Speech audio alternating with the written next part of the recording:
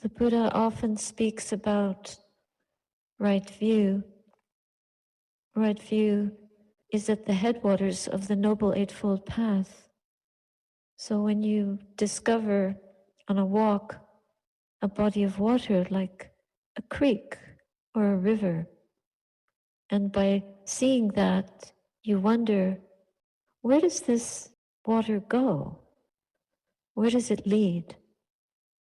So you choose to walk along it. Walking along it, there may be roots and trees and overgrowth that block your way.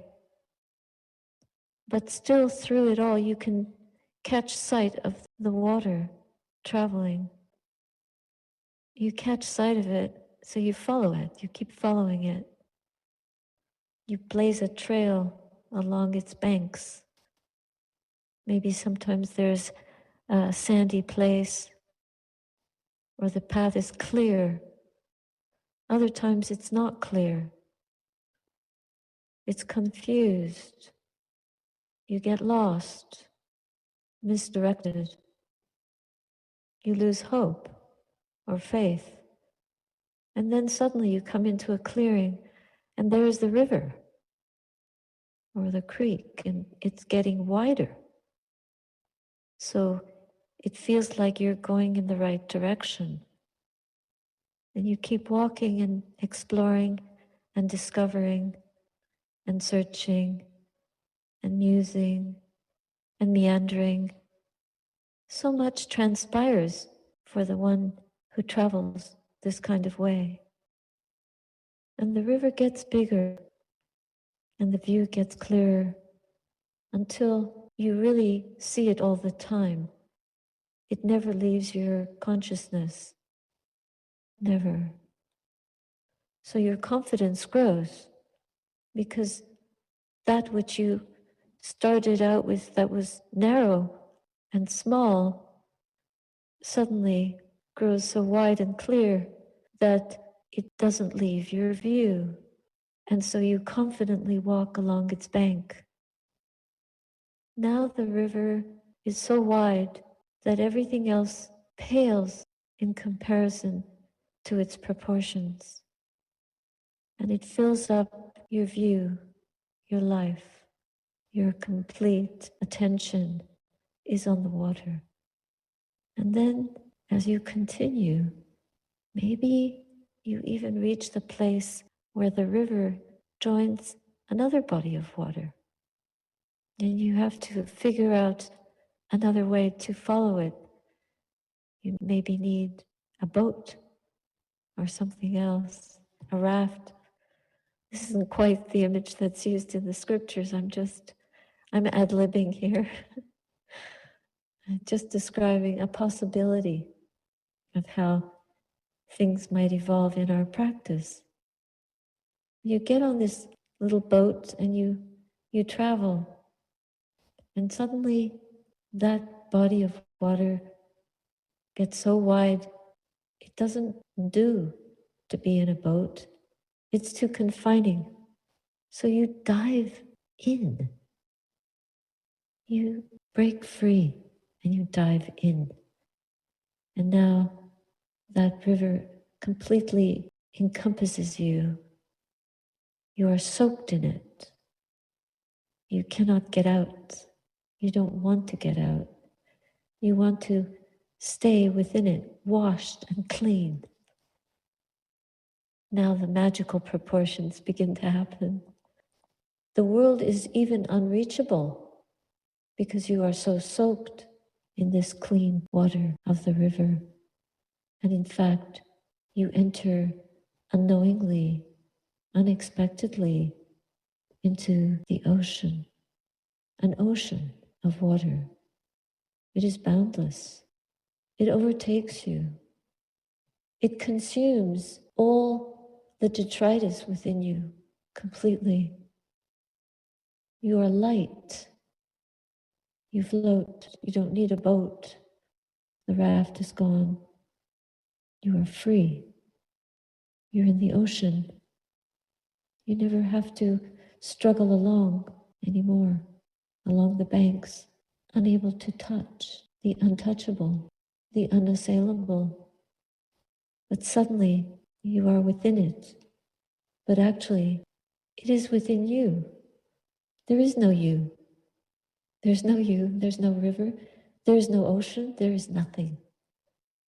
There's just consciousness in all its purity, completely aware and purified, knowing by journeying, by traveling, that which at first seemed impossible. But you knew you had to do this. You had to take it up and persevere. The possibilities are indescribable. But when we go further and experience little by little what we couldn't do before, suddenly just happens in its own time, in its own way. But it starts with the wish to see clearly, to see beyond delusion. Beyond delusion means without greed, to see without greed, to see without hatred, to see without ignorance. And then we realize we are so ignorant. We are truly ignorant, but we think we know. If you have a teenager or you've been a teenager, then you know how ignorant we can get. Because we think we know everything. That's kind of the height of ignorance. And then we soon find out we don't know anything. But once we realize that and we get into a posture of humility, then we can really pay homage to what is worthy of homage. We have to. We chanted that today. We paid homage to the triple gems. Once we pay homage to the triple gems, they start to shine within us. You may have noticed by practicing more and more during these COVID times, many people have been skillfully using their time to add more and more practice into every day. And as we devote ourselves and our time to the practice, to going inward into the silence, into this sea of silence that is inward. The outward choice is not silent. We've found that out. We keep finding it out. It's not silent and it doesn't stay silent. It may go quiet for a while, but then it becomes very tedious and noisy again. And we want to return inward where we can experience a real silence of the mind. And that's when we can see in ways we never saw before, because we've had the courage to practice more and purify more, to cleanse the mind, to lighten the burden of all that we carry and cling to.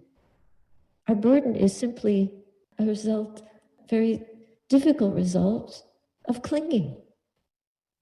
The more we cling, the more we suffer. We cling to the good and we cling to the not so good. But we must learn to differentiate and discern where to devote our energy, how to devote our energy. And it always comes back to, how am I seeing? What is the way that I'm seeing and experiencing this moment right now? Am I overestimating? Am I judging? Or am I underestimating? And even in that, we have to look at how we're planting the person in there every time. Every time we use the word I and identify with this I, that's not necessarily a healthy insight into the emptiness where there is no I. There's no one to stand on, to be, to become. No one at all. We experience this by allowing ourselves to be soaked in this right view until we are as if in an ocean of truth, soaked in it, bathed in it, purified by it. This can happen to each and every one of us. Whether we believe in it or not, we have to suspend belief and trust just one moment at a time. That we can do. That's not so easy to do, is it? But if we learn to trust more and more, then it will be possible for us to dedicate our energy to the work and to keep our feet on the path and to go deeper and deeper till we cross not the river, but we cross the ocean of samsara. We have to do this. That's why we received these bodies. That's why we chose this realm for that. We had the good fortune and the blessing to do that. We chose to do that.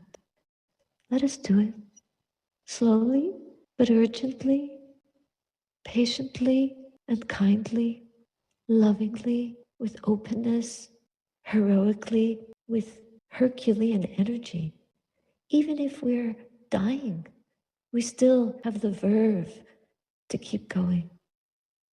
We can do it just by seeing in one moment our frailty and vulnerability, like a leaf barely hanging on a tree, and it will fall. But when it falls, it goes back to its elemental nature, and eventually it is dissolved into that ocean of no being, of completion, of fruition, of liberation. In the Book of Fives, the Anguttara Nikaya, there's a short sutta, number 25. It's called Assisted. So that means we need help. If you get to a website that's not working for you, just click on help. This is a little sutta called Assisted. How do we get supported in this?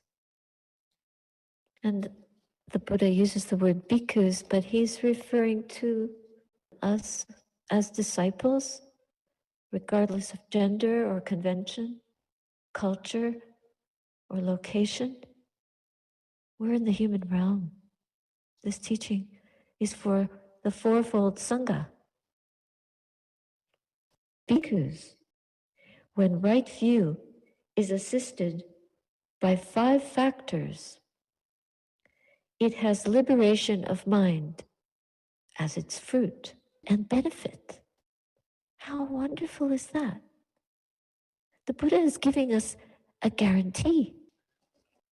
This is what will transpire when right view is assisted by 5 factors.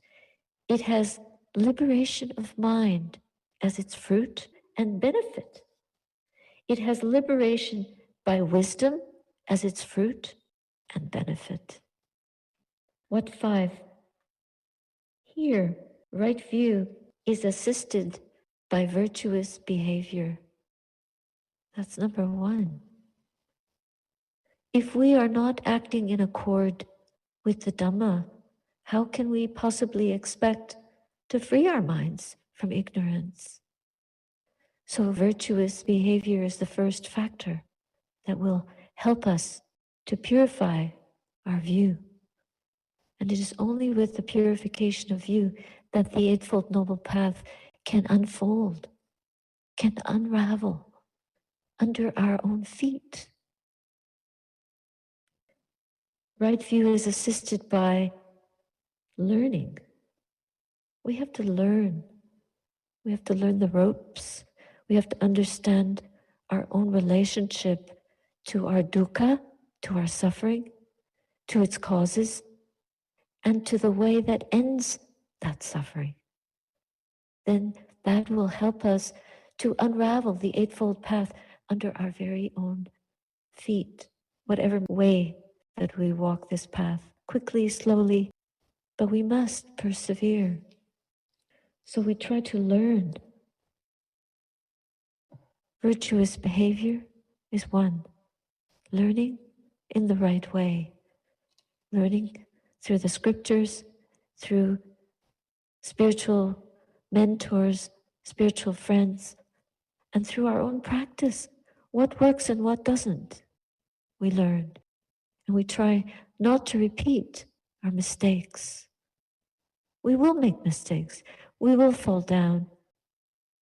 In the beginning, the river was small. It was a creek, after all, barely coming out of the rocks. But it grows as we cut down the brambles and traverse those difficult areas and break through and break free. We learn how to do that by doing it. We have to do it. Right view is assisted by discussion.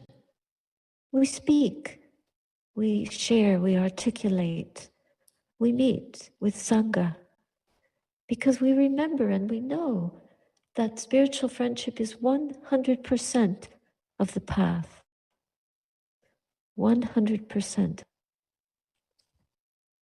And then right view is assisted by calm and insight. Calm means the mind grows quiet. When the mind grows quiet, then we see better, we know truly, we grow free moment by moment. And then insight comes. The eye of the Dhamma opens. It's a mysterious process. It's not one that we can conjure up through willpower or by wanting, but only by freeing our hearts from that identification with the self, and doing this by totally giving ourselves to the practice without self-view or investment in a self, but just for the sake of doing what is right, for its own sake, for the sake of all beings, and for the liberation of mind.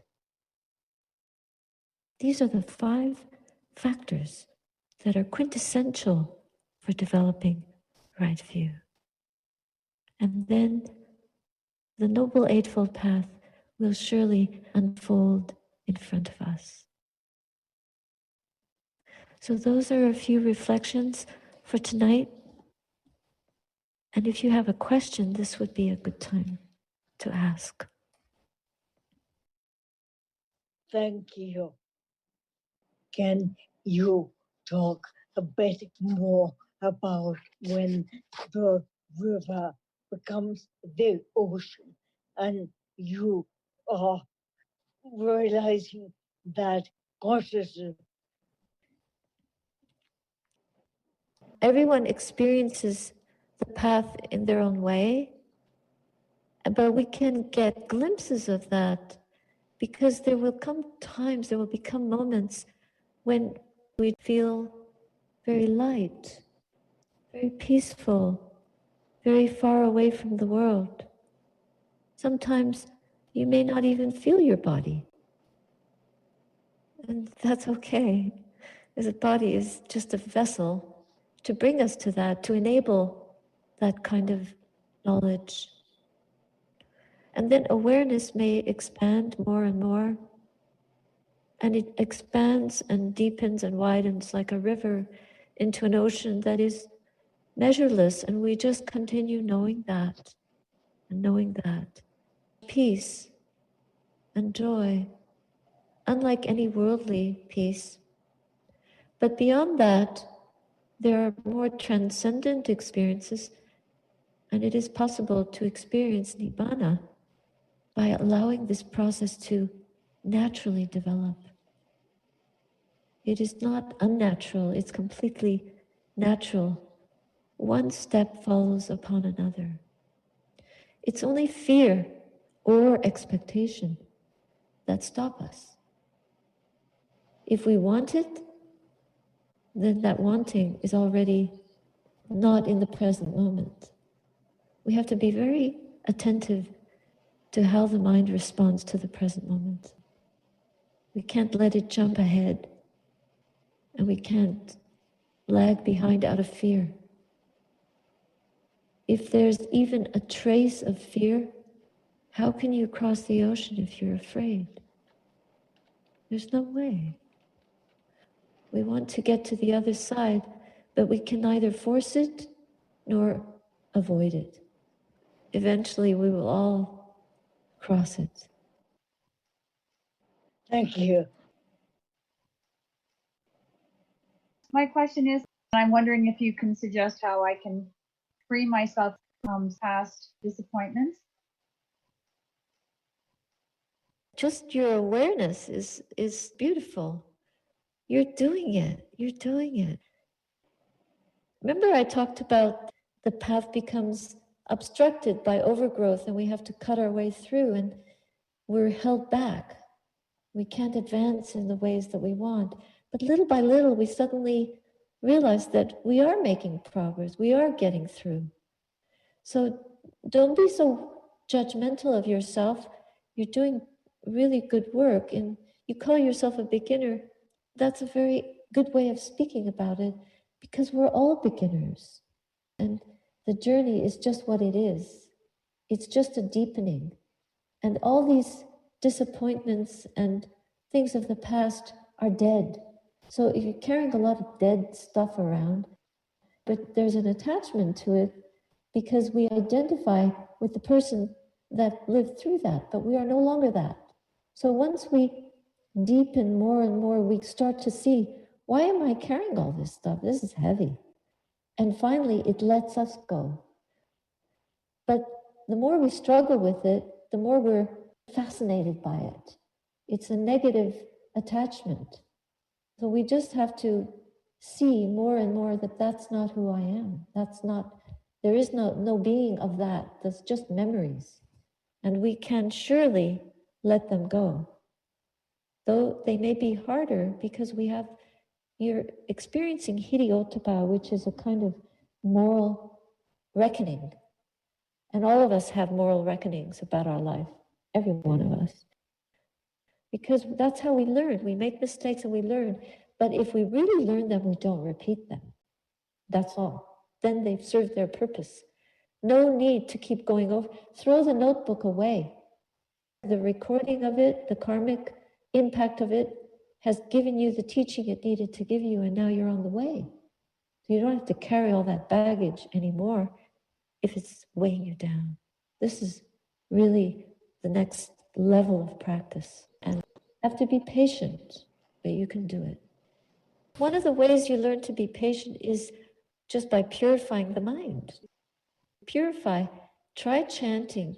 When your mind starts getting caught up in the story of the past, just pick up one of the chants that's like a mantric type of chant, which can give your heart an object that is wholesome. And then memorize 2 or 3 lines and keep chanting them to yourself. It's a way of soothing and bringing the mind back to the present moment. And that enables you to stop the thinking process because the thinking is suffering.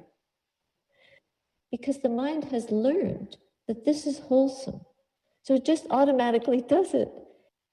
The mind leading the ignorance away. It kind of stops it because it goes to the chant instead of to the thoughts of the past. When you learn how not to suffer, your freedom expands in that.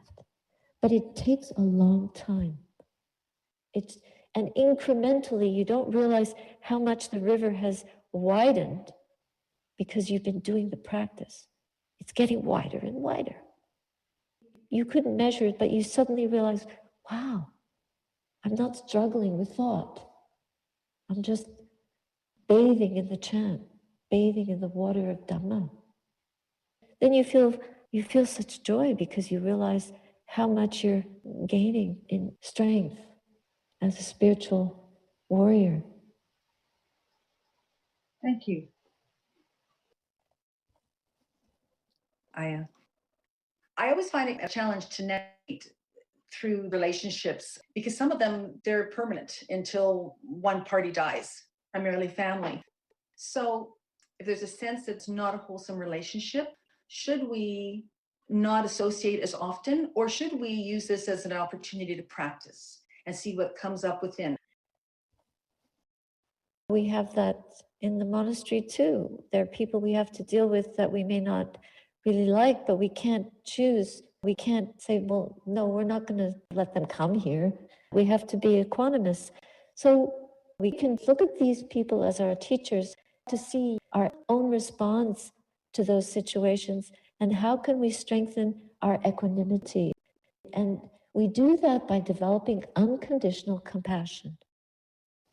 It doesn't mean that you're agreeing with their conduct or their limited ways of how they can relate or their unskillfulness.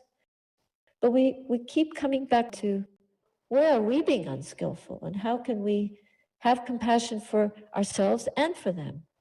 If we can't respond skillfully, we have compassion. If they don't behave skillfully, we have compassion. And we can also draw a line.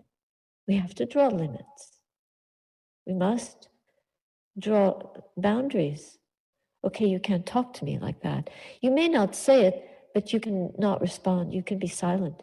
If somebody offers us nasty words, very difficult not to respond, but silence is also a response. When the Buddha was vilified or insulted, people would abuse him verbally, and sometimes people even tried to abuse him physically. But he always maintained his peace and his stance of equanimity in the face of that. And sometimes he was silent. And so when he didn't retort, then the anger would be with the other person.